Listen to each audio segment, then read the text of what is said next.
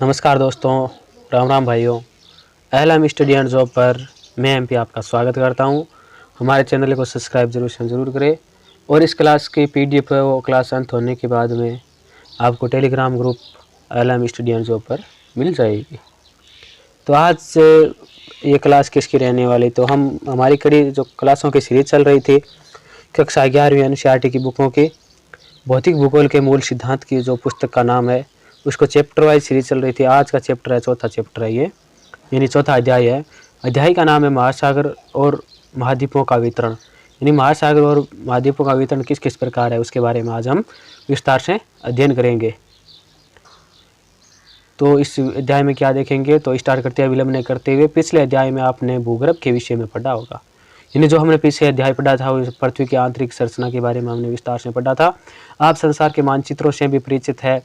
आप जानते हैं कि पृथ्वी के 29% भाग पर महाद्वीपों और बाकी पर महासागर फैले हुए हैं। यानी जो 100% जो पृथ्वी का एरिया है उनमें से धरातल कितने प्रतिशत पर है या फिर महाद्वीप कितने प्रतिशत पर है, तो ये 29% पर है। और जो बाकी बचे 100 में से 72% पर क्या है, महासागर फैले हुए है। महाद्वीपों और महासागरों की अवस्थिति जैसा कि आज मानचित्र पर दिखाई देती है हमेशा से ऐसा नहीं रही है। इसके अतिरिक्त यह भी एक तथ्य है कि आने वाले समय में भी महाद्वीप एवं महासागरों की स्थिति आज जैसी नहीं रहेगी।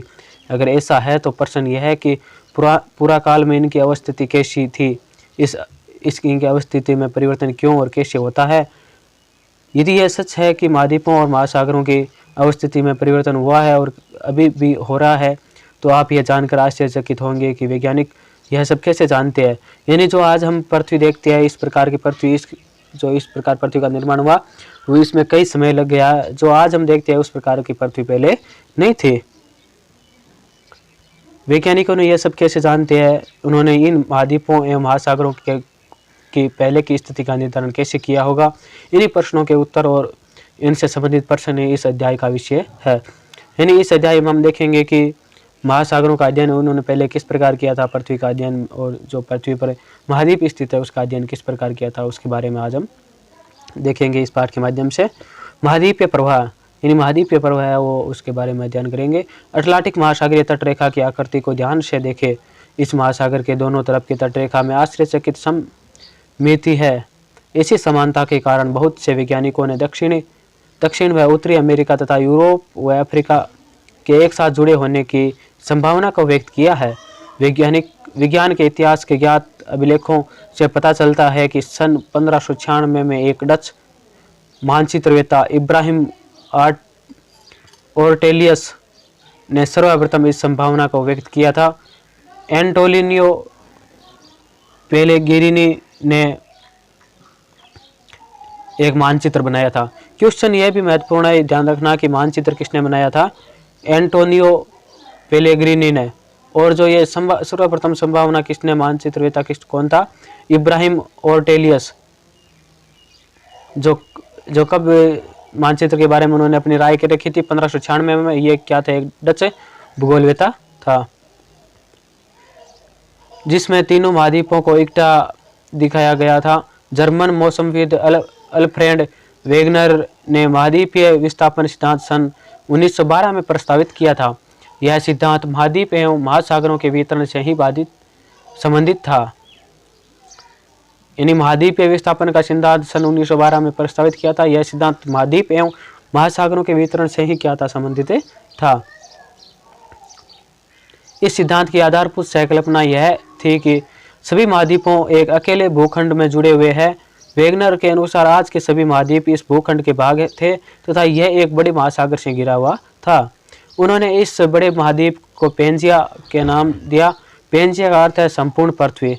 यानी जो संपूर्ण जो ये बड़ा महासागर था, तो इस बड़े महासागर के क्या नाम दिया, पेंजिया। और पेंजिया का अर्थ है कि संपूर्ण पृथ्वी। विशाल महासागर को पैंथालेसा कहा, जिसका अर्थ है जल ही जल। पैंथालेसा का क्या अर्थ है, जल ही जल। और पेंजिया का अर्थ है संपूर्ण पृथ्वी। वेगनर के तर्क के अनुसार लगभग 20 करोड़ वर्ष पहले इस बड़े महाद्वीप पेंजिया का विभाजन आरंभ हुआ। पेंजिया पहले दो बड़े महाद्वीपों पिंडोलारेशिया और गोंडवानालैंड क्रमशः उत्तरी एवं दक्षिणी भूखंडों के रूप में विभाजित हुआ। इसके बाद लारेशिया व गोंडवाना लैंड धीरे धीरे अनेक छोटे छोटे हिस्सों में बंट गए, जो आज के महाद्वीप के रूप में।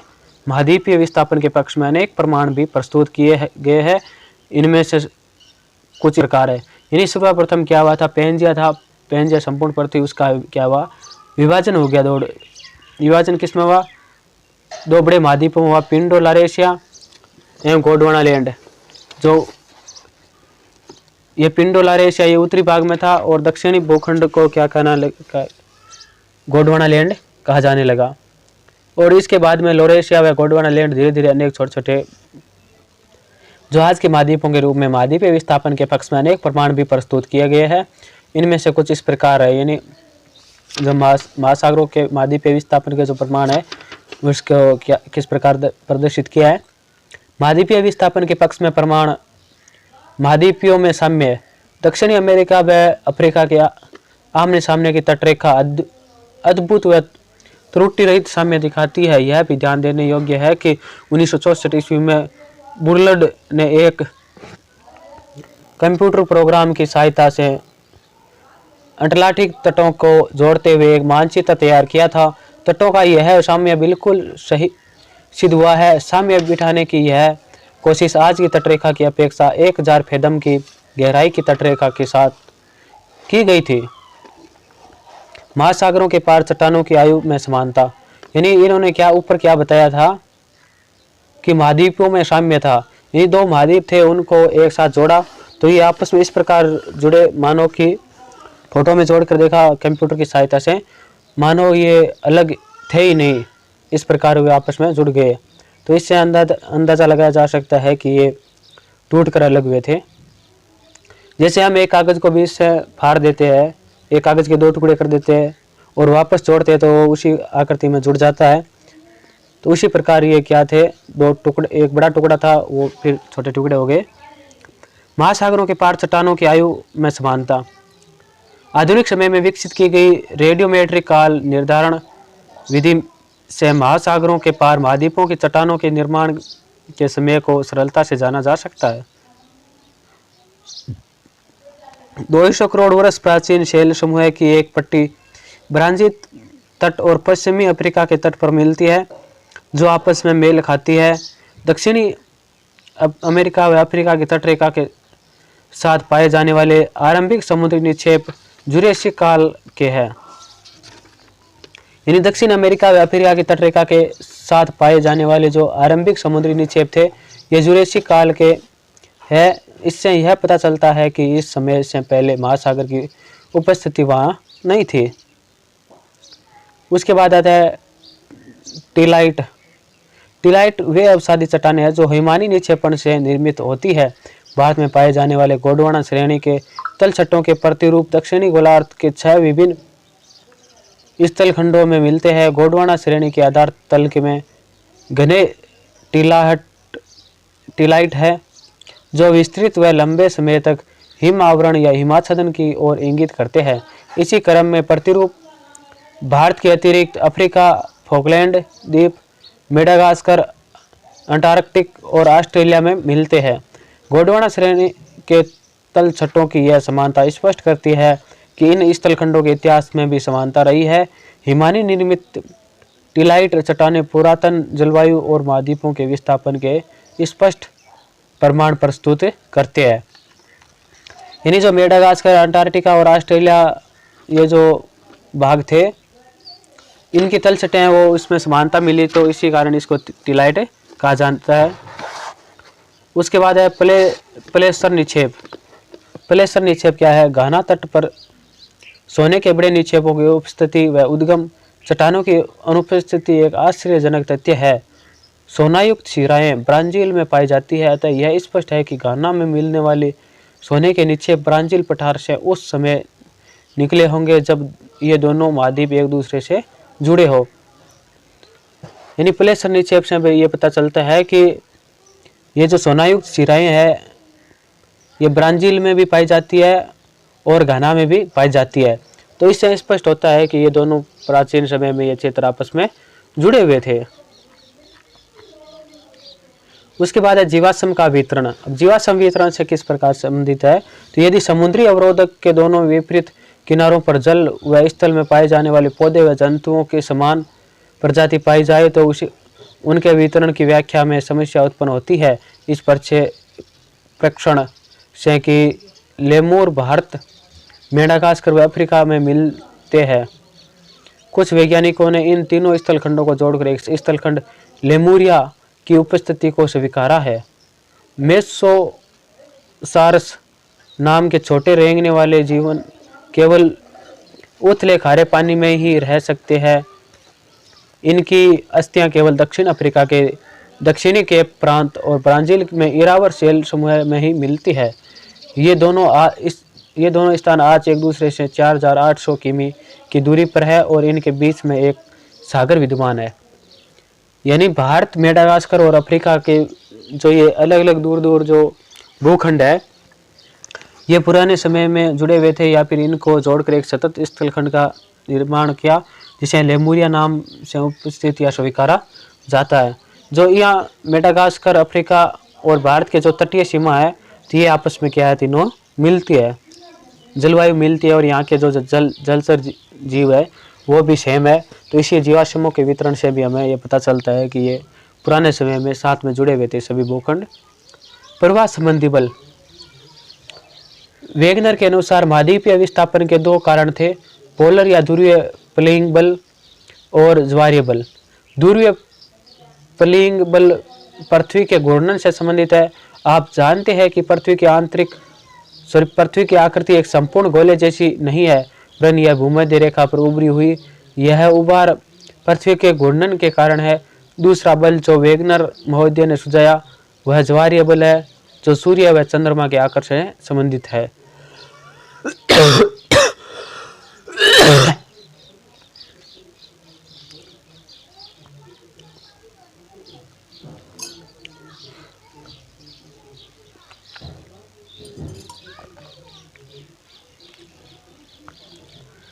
जिससे महासागरों में ज्वार पैदा होते हैं। वेगनर का मानना है कि करोड़ों वर्षों के दौरान ये बल प्रभावशाली होकर विस्थापन के लिए सक्षम हो गए। यद्यपि बहुत से वैज्ञानिक इन दोनों ही बलों को महाद्वीपीय विस्थापन के लिए सर्वथा अपर्याप्त समझते हैं। यानी जो ज्वारीय बल, कई वैज्ञानिक मानते हैं कि ज्वारीय बल के कारण भी कुछ भूखंडों में दरारें आई और ये अलग अलग हो गए, और कई वैज्ञानिकों का मत है वो इनको अपर्याप्त मानते हैं।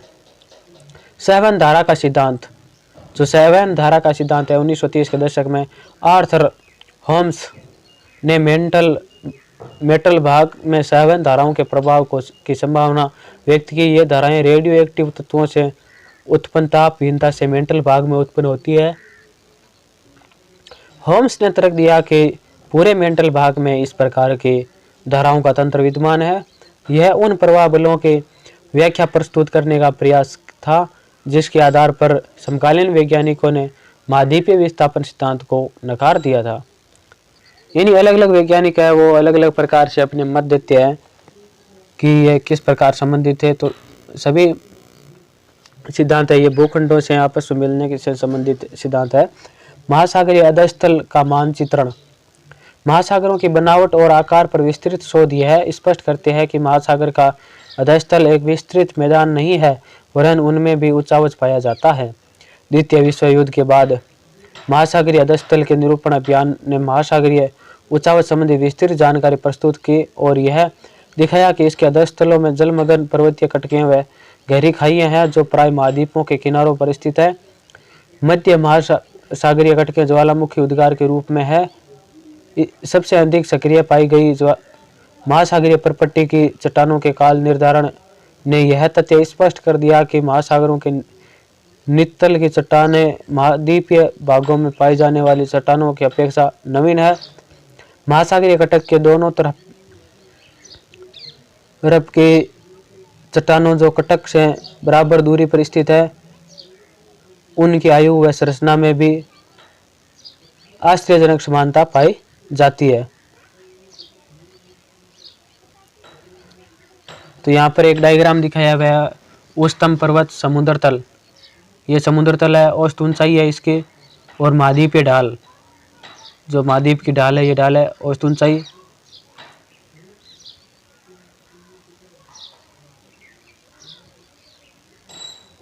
तो इसमें क्या बताया गया है कि इसमें ये बताया गया है कि जितनी ऊंचाई ये बाहर है उतनी ऊंचाई भी इसके अंदर भी विद्यमान है। उसके आगे है महासागरीय अधस्तल की बनावट। महासागरीय अधस्तल की बनावट है। इस भाग में हम महासागरीय तल की बनावट से संबंधित कुछ ऐसे तथ्यों का अध्ययन करेंगे जो महासागर व महाद्वीपों के वितरण को समझने में मददगार होंगे। महासागरीय तल की आकृति अध्याय 13 में विस्तार से वर्णित है। गहराई व ऊंचाई के प्रकार के आधार पर महासागरीय तल को 3 प्रमुख भागों में विभाजित किया जा सकता है। ये 3 भाग है: महाद्वीपीय सीमा, गहरे समुद्री बेसिन और मध्य महासागरीय कटक। ये इस प्रकार 3 महासागरीय तल को 3 प्रमुख भागों में बांटा गया है कि महाद्वीपीय सीमा, गहरे समुद्री बेसिन और मध्य महासागरीय कटक।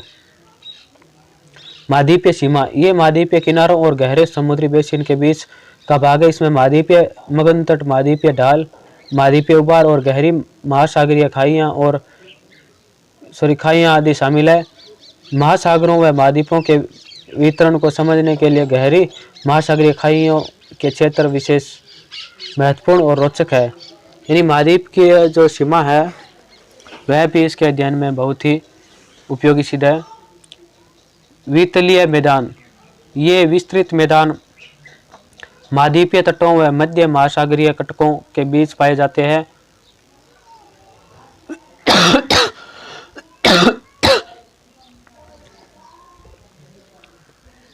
वितलीय मैदान, ये विस्तृत मैदान महाद्वीपीय तटों व मध्य महासागरीय कटकों के बीच पाए जाते हैं। वितलीय मैदान वह क्षेत्र है जहां महाद्वीपों से बहाकर लाए गए अवसाद इनके तटों से दूर निक्षेपित होते हैं।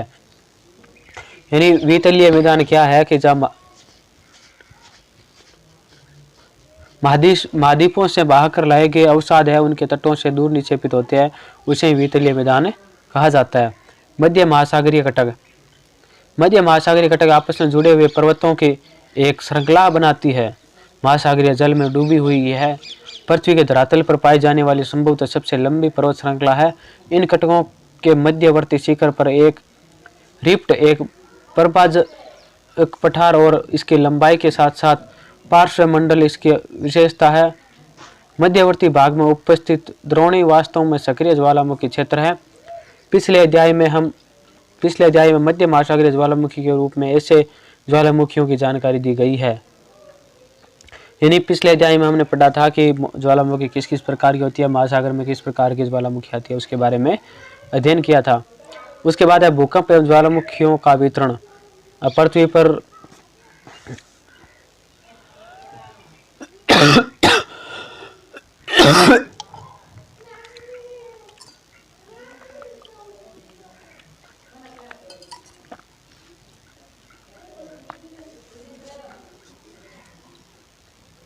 भूकंप एवं ज्वालामुखी का वितरण किस प्रकार है, तो उसका हम अध्ययन करेंगे। भूकंपीय गतिविधि और ज्वालामुखी वितरण का दिए गए मानचित्र ए और ब में अध्ययन करें आप। अटलांटिक महासागर में मध्यवर्ती भाग में तट रेखा के लगभग समांतर एक बिंदु रेखा देखेंगे। यह आगे हिंद महासागर तक जाती है। भारतीय उपमहाद्वीप के थोड़ा दक्षिण में यह 2 भागों में बढ़ जाती है, जिसकी एक शाखा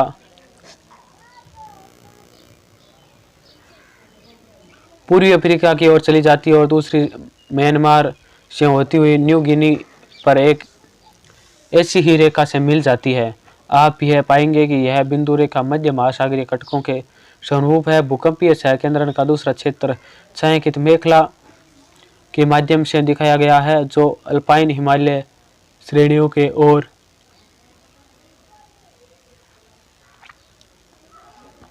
प्रशांत महासागरीय किनारों के समरूप है।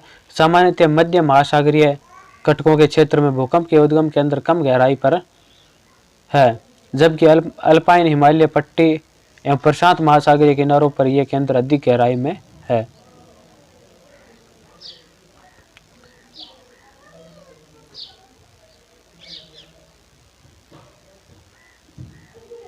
ज्वालामुखी मानचित्र भी इसी का अनुकरण करते हैं।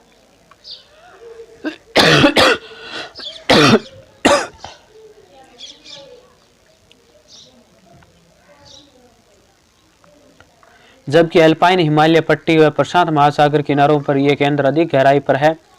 ज्वालामुखी मानचित्र भी इसी का अनुकरण करते हैं। प्रशांत महासागर के किनारों को सक्रिय ज्वालामुखी के क्षेत्र होने के कारण रिंग ऑफ फायर का भी कहा जाता है। जो प्रशांत महासागर है उसके किनारों पर जो सक्रिय ज्वालामुखी है उसे रिंग ऑफ फायर भी कहते हैं। आगे आते हैं सागरीय अधस्त का विस्तार। उससे पहले जो मानचित्र दिया हुआ है उसका अध्ययन कर लेते हैं हम। यह मानचित्र दिया हुआ है गंभीर भूकंप क्षेत्र। तो गंभीर भूकंप क्षेत्र कहाँ कहाँ दिया हुआ है, यहाँ देखो गंभीर भूकंप क्षेत्र दिया हुआ है, यहाँ दिया हुआ है और यहाँ दिया हुआ है। यह गंभीर भूकंप क्षेत्र है। और छिछले भूकंप के अंदर ज्वालामुखी उद्गार, तपत स्थल, ये जो बड़े बड़े बिंदु है ये तपत स्थल है।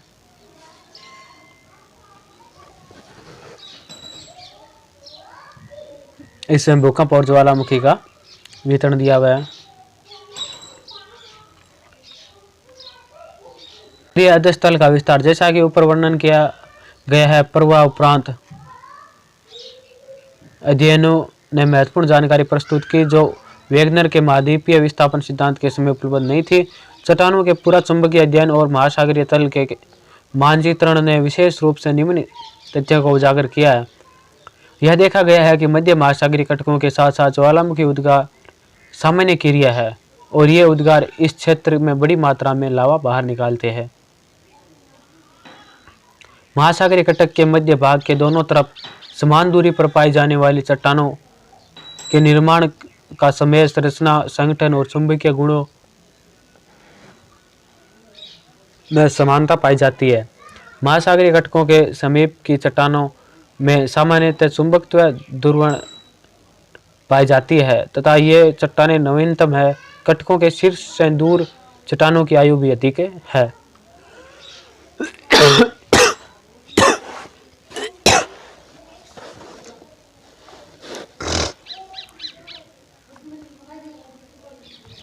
तो इसमें क्या बताया, जो कटक होते हैं, कटकों के समीप तो जो चट्टानें होती है उनकी आयु कम होती है और कटकों से दूर जो चट्टानें होती है उसकी आयु अधिक होती है।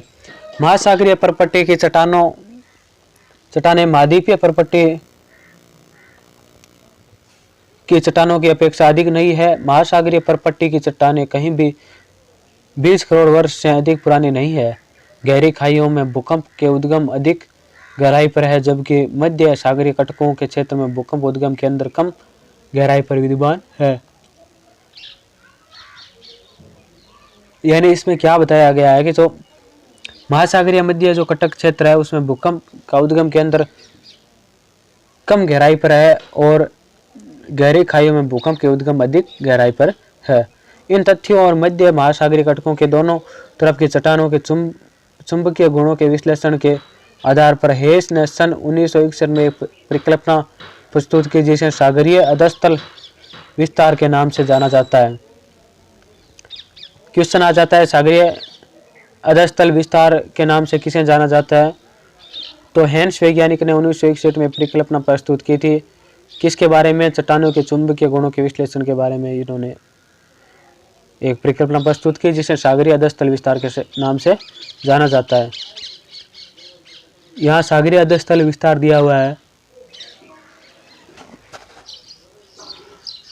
हेस के तर्कानुसार महासागरीय घटकों के शीर्ष पर लगातार ज्वालामुखी उद्भेदन से महासागरीय प्रपट्टी में विभेदन हुआ और नया लावा इस दरार को भरकर महासागरीय प्रपट्टी के दोनों तरफ धकेल रहा है। इसी प्रकार महासागरीय अधस्थ का विस्तार हो रहा है। महासागरीय प्रपट्टी का अपेक्षाकृत नवीनतम होना और इसके साथ ही एक महासागर में विस्तार से दूसरे महासागर के नए सिकुड़कर हेस ने महासागरीय प्रपट्टी के क्षेपण की बात कही है।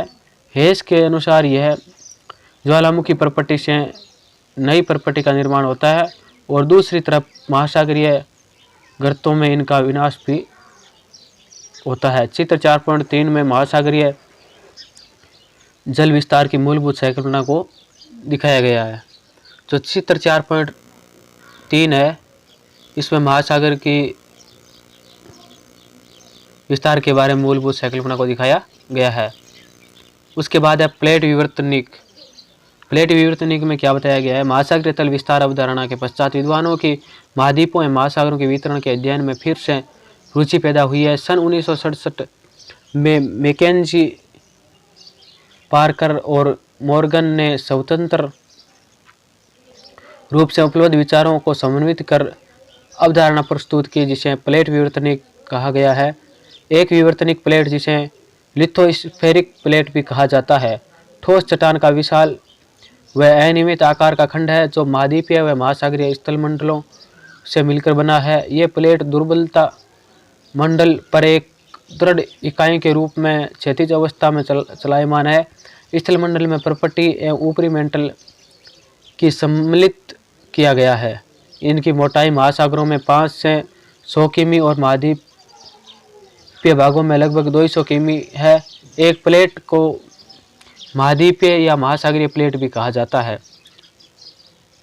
यानी एक महाद्वीप को क्या कहा जाता है? महासागरीय प्लेट भी कहा जाता है,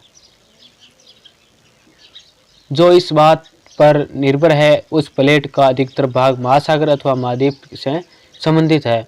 यानी यह प्लेट किससे ज़्यादा संबंधित है उसी का नाम कहते हैं। जैसे महासागर में हो तो महासागर का प्लेट और महाद्वीप में हो तो महाद्वीप प्लेट के नाम से संबंध उसे कहेंगे।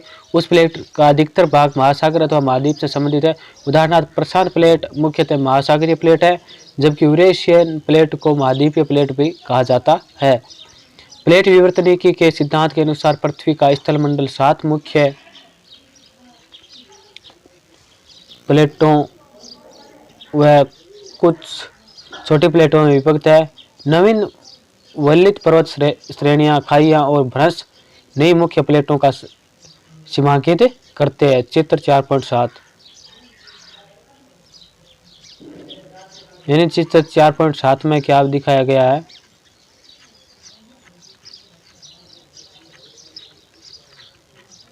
चित्र 4.7 इसमें दिया है या नहीं दिया यह भी पता नहीं है।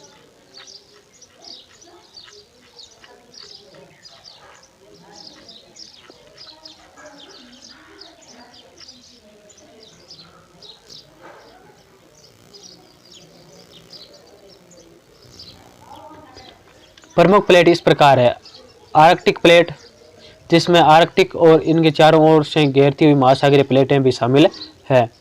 उत्तरी अमेरिकी प्लेट, जिसमें पश्चिमी अंटार्कटिक तल सम्मिलित है, तथा दक्षिणी अमेरिकन प्लेट व कैरेबियन द्वीप इनकी सीमा का निर्धारण करते हैं। दक्षिण अमेरिकी प्लेट पश्चिमी अंटार्कटिक तल समेत और उत्तरी अमेरिकी प्लेट व कैरेबियन द्वीप इसे पृथक करते हैं। जो दक्षिणी अमेरिकी प्लेट है उसे कौन कौन अलग करते हैं, पृथक करते हैं? पश्चिमी अंटार्कटिक तल समेत और उत्तरी अमेरिका प्लेट व कैरेबियन द्वीप इसे पृथक करते हैं। प्रशांत महासागरीय plate, Indo Australian New Zealand plate, अफ्रीकी प्लेट जिसमें पूर्वी अंटार्कटिक तल शामिल है, और यूरेशियाई प्लेट जिसमें पूर्वी अंटार्कटिक महासागर तक तल सम्मिलित है। कुछ महत्वपूर्ण छोटी प्लेटें निम्नलिखित है। यानी कई छोटी प्लेटें हैं जो दी हुई है। यह प्लेट मध्यवर्ती अमेरिका और प्रशांत महासागरीय प्लेट के बीच स्थित है। नज़का प्लेट, यह दक्षिण अमेरिका व प्रशांत महासागरीय प्लेट के बीच स्थित है। अरेबियन प्लेट, इसमें अधिकतर अरब प्रायद्वीपीय का भूभाग सम्मिलित है। फिलीपीन प्लेट, फिलीपीन प्लेट में कौन कौन शामिल है? यह एशिया महाद्वीप और प्रशांत महासागरीय प्लेट के बीच में स्थित है। कैरोलिन प्लेट, यह न्यू गिनी के उत्तर में फिलीपीन व इंडियन प्लेट के बीच स्थित है। फ्यूजी प्लेट, यह ऑस्ट्रेलिया के उत्तर पूर्व में स्थित है। ग्लोब पर यह प्लेट पृथ्वी के पूरे इतिहास काल में लगातार विचरण कर रही है। वेगनर की संकल्पना केवल महाद्वीपीय गतिमान है, सही नहीं है। महाद्वीप एक प्लेट का हिस्सा है और प्लेट चलायमान है। यह एक निर्विवाद तथ्य है कि भूवैज्ञानिक इतिहास में सभी प्लेट गतिमान रही है और भविष्य में भी गतिमान रहेगी। चित्र 4.4 में विभिन्न कालों में महाद्वीपों भागों की स्थिति को दर्शाया गया है। वेगनर के अनुसार आरंभ में सभी महाद्वीपों में से मिलकर बना एक सुपर महाद्वीप पेंजिया के रूप में विद्वान था। यद्यपि बाद की खोजों ने यह स्पष्ट किया कि महाद्वीपीय पिंड जो प्लेट के ऊपर स्थित है भूवैज्ञानिक काल पर्यंत चलायमान थे और पेंजिया अलग अलग महाद्वीपीय खंडों के अभिसरण से बना था जो कभी एक या किसी दूसरी प्लेट के हिस्से थे। पुराचुंबकीय आंकड़ों के आधार पर वैज्ञानिकों ने विभिन्न भूकालों में प्रत्येक महाद्वीपीय खंड की अवस्थिति निर्धारित की है। भारतीय उपमहाद्वीप के अधिकांश प्रायद्वीपीय भारत की अवस्थिति नागपुर क्षेत्र में पाई जाने वाली चट्टानों के विश्लेषण के आधार पर आंकी गई है। प्लेट संचरण के फलस्वरूप 3 प्रकार की प्लेटें सीमाएं बनती है। यानी प्लेट सीमाएं कितने प्रकार की बनती है? तो 3 प्रकार की बनती है। अभिसारी सीमा, अभिसरण सीमा और रूपांतर सीमा, ये 3 प्रकार की सीमा बनती है, जिसमें फर्स्ट स्थान पर आती है अभिसारी सीमा। जब 2 प्लेटें एक दूसरे से विपरीत दिशा में अलग हटती है और नई प्रॉपर्टी का निर्माण होता है, उन्हें अपसारी प्लेट कहते हैं। वह स्थान जहाँ से प्लेट एक दूसरे से दूर हटती है इन्हें प्रभावी स्थान भी कहा जाता है। अपसारी सीमा का सबसे अच्छा उदाहरण मध्य अटलांटिक कटक है। यहाँ से अमेरिकी प्लेट, उत्तरी अमेरिका व दक्षिण अमेरिका प्लेटें तथा यूरेशियन व अफ्रीकी प्लेट अलग हो रही है। तो अपसारी प्लेट कहाँ अलग हो रही है? उत्तरी अमेरिका व दक्षिणी अमेरिका की प्लेट है, वहाँ पर विद्यमान है। और अभिसरण सीमा, जब एक प्लेट दूसरी प्लेट के नीचे धंसती है और यहाँ भू प्रॉपर्टी नष्ट होती है, वहाँ अभिसरण सीमा है। वह स्थान जहाँ प्लेट धंसती है इसे प्रविष्टन क्षेत्र भी कहते हैं।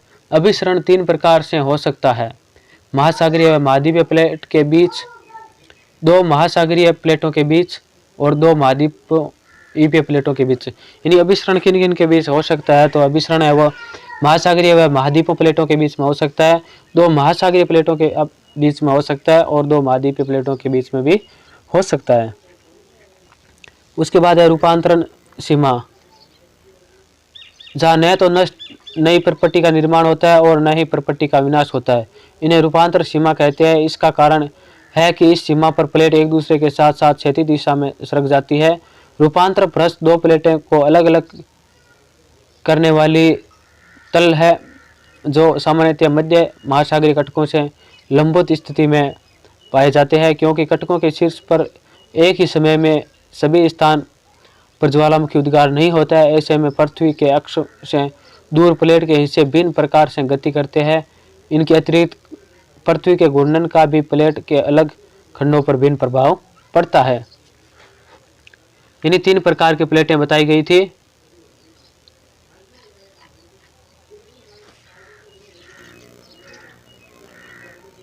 अपसारी सीमा और अभिसारी सीमा। अपसारी सीमा में क्या होता है कि प्लेट एक दूसरे के विपरीत चली जाती है, और अभिसरण सीमा में क्या होता है, प्लेट है एक के नीचे धंसने लग जाती है।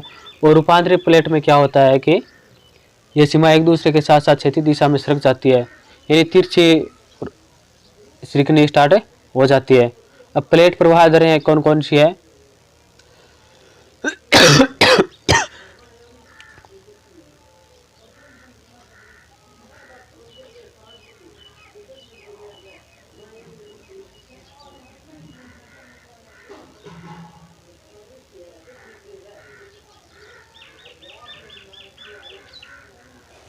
सामान्य उत्क्रमण चुंबकीय क्षेत्र की पट्टियां जो मध्य महासागरीय कटक के समानांतर है। प्लेट प्रवाह की दर समझने में वैज्ञानिक के लिए सहायक सिद्ध हुई है। प्रवाह की ये दरें बहुत भिन्न है। आर्कटिक कटक की प्रवाह दर सबसे कम है, 2.5 सेंटीमीटर प्रति वर्ष से भी कम है। ईस्टर द्वीप के निकट पूर्वी प्रशांत महासागरीय उभार जो चिली से 3400 किमी पश्चिम की ओर दक्षिण प्रशांत महासागर में है, इसकी प्रवाह दर सर्वाधिक है जो 5 सेमी प्रति वर्ष से भी अधिक है। तो सबसे अधिक प्रवाह दर कितनी है? 5 सेमी, और सबसे कम 2.5 सेमी है।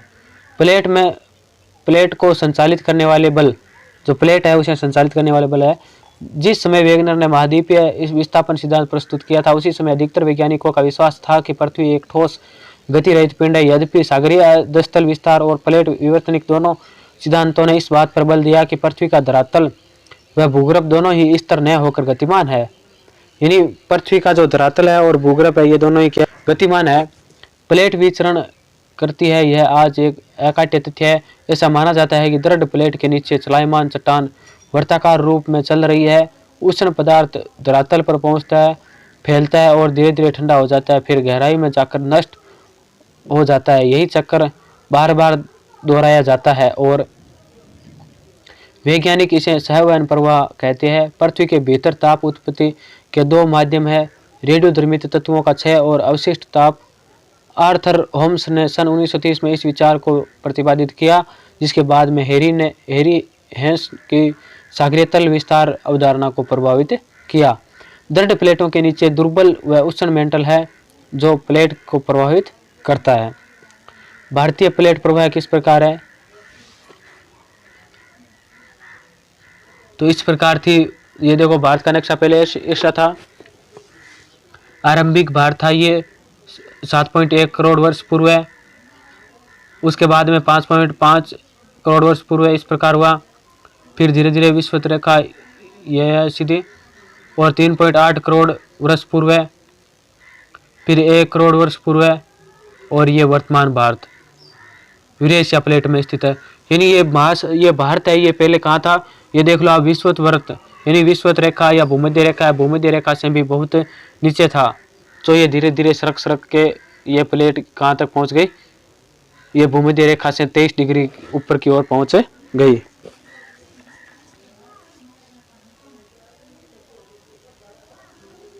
भारतीय प्लेट का संचलन। भारतीय प्लेट का संचलन आपने चित्र के माध्यम से देख लिया। अब व्याख्या देख लेते हैं इसके। भारतीय प्लेट में प्रायद्वीपीय भारत और ऑस्ट्रेलिया महाद्वीपीय भाग सम्मिलित है। हिमालय पर्वत श्रेणियों के साथ साथ पाए जाने वाला परिवेष्टन क्षेत्र इसकी उत्तरी सीमा निर्धारित करता है, जो महाद्वीपीय अभिसरण के रूप में है, अर्थात दो महाद्वीपों प्लेटों की सीमा है। यह पूर्व दिशा में म्यांमार के रिक्योनोमा पर्वत से होता है हुए एक चाप के रूप में जावा खाई तक फैला हुआ है। इसकी पूर्व सीमा तक विस्तारित तल है, जो ऑस्ट्रेलिया के पूर्व में दक्षिणी पश्चिमी प्रशांत महासागर में महासागरीय घटक के रूप में है।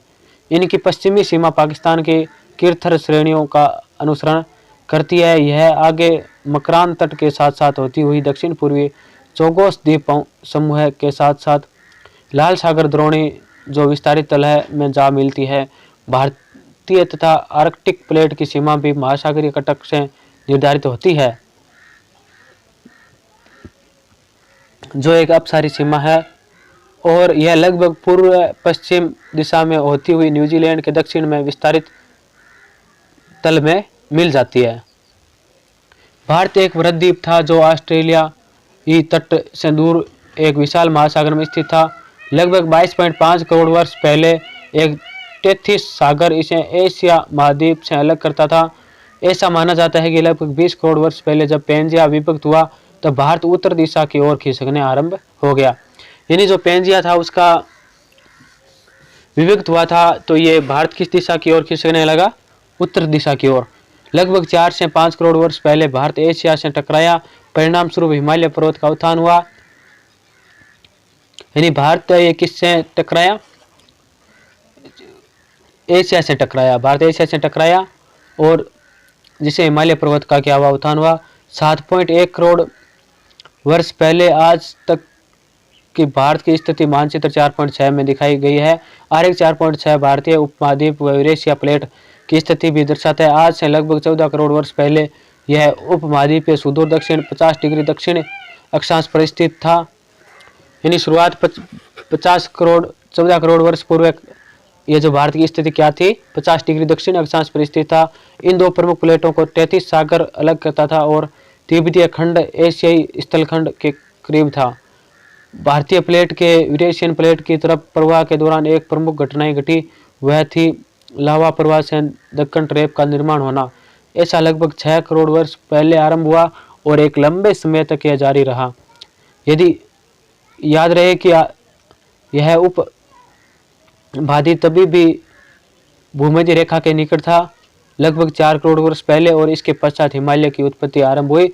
वैज्ञानिकों का मानना है कि यह प्रक्रिया अभी भी जारी है और हिमालय की ऊंचाई अब भी बढ़ रही है। यानी भारत का भूखंड था ये अलग था, दक्षिण में 50 50 डिग्री अक्षांश पर था। ये धीरे धीरे एशिया की तरफ खिसकने लगा और एशिया से जाकर टकराया। जब ये एशिया से टकराया तो हिमालय का निर्माण हुआ और वैज्ञानिकों का मानना है कि आज भी हिमालय की ऊंचाई की है वो वृद्धि हो रही है। ये पार्ट था आज चौथा, ये हमने कंप्लीट कर दिया है। इससे क्वेश्चन करना चाहते हो तो वीडियो को पॉज करके क्वेश्चन कर सकते हो, क्वेश्चन आंसर दे सकते हो। और इस वीडियो की पीडीएफ है वो हमारे Telegram channel LM study and job पर आपको मिल जाएगी। वहाँ से जाकर आप पीडीएफ से अध्ययन कर सकते हैं। और वीडियो है YouTube channel LM study and job पर आपको, ऑफिशियल चैनल है उस पर आपको मिल जाएगा। हमारे चैनल को लाइक, शेयर एंड सब्सक्राइब जरूर करें और कमेंट बॉक्स में कमेंट भी करें कि आपको ये वीडियो कैसा लगा और अपना सुझाव भी दीजिएगा। और टेलीग्राम ग्रुप को भी ज्वाइन करें। जय हिंद, जय भारत, धन्यवाद।